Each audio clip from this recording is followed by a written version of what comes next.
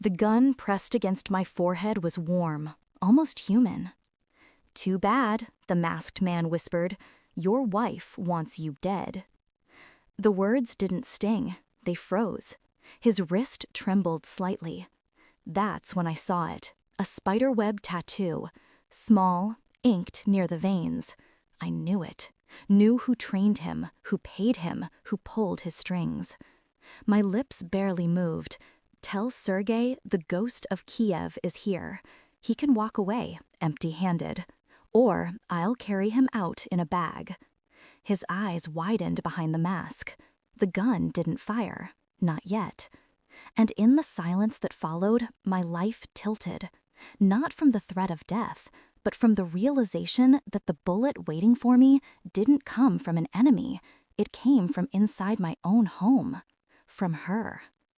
The night stretched on after they fled, leaving only silence and her trembling explanation. "I didn't mean for it to go this far," she said, voice soft, too soft. "I was desperate, desperate." The word echoed like a curse.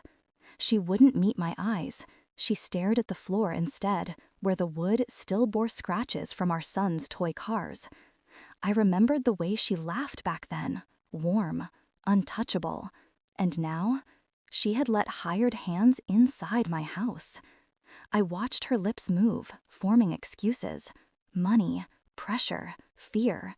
But underneath it all, one truth pulsed. Betrayal doesn't happen overnight. It grows in shadows, watered by silence. I said nothing, only nodded. She mistook it for forgiveness. But inside, something broke. Not loudly, not in flames. Quietly, like a bone snapping under skin.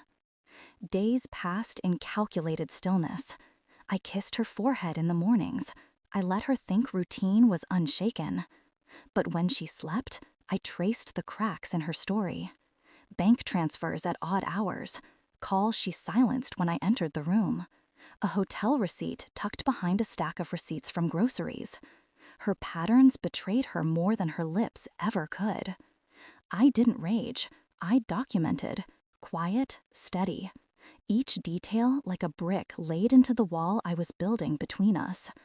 Then came the test. DNA. My son's hair, stored in an old scrapbook, compared to mine, compared to hers. I waited. Not impatiently, not nervously. Waiting is something soldiers learn best. And when the results arrived, silence filled me again. Heavy, suffocating, absolute. The report trembled in my hand, though not from weakness. He wasn't mine.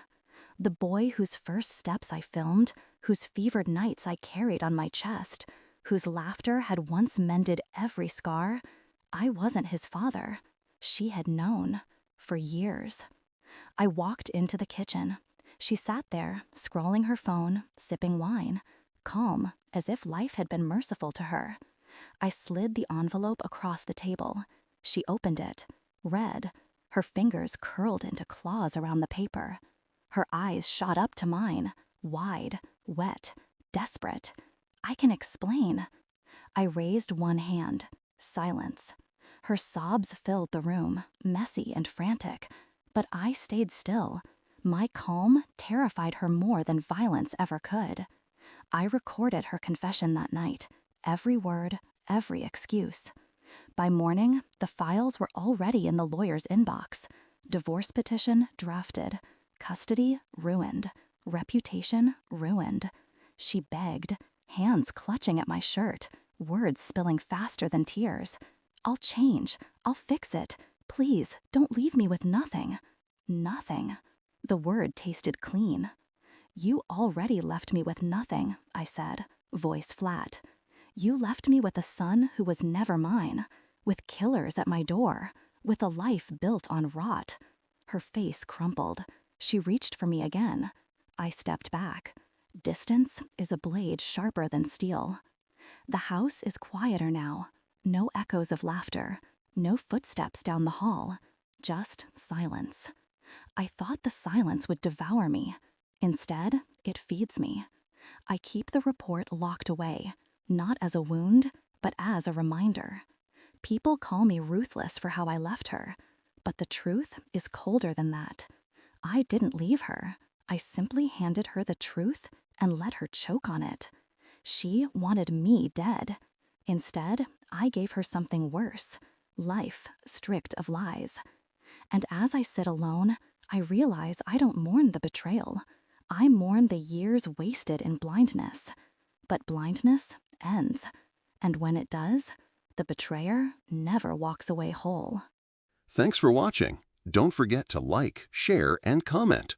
Subscribe now to Cheating Stories Insight World for more amazing stories.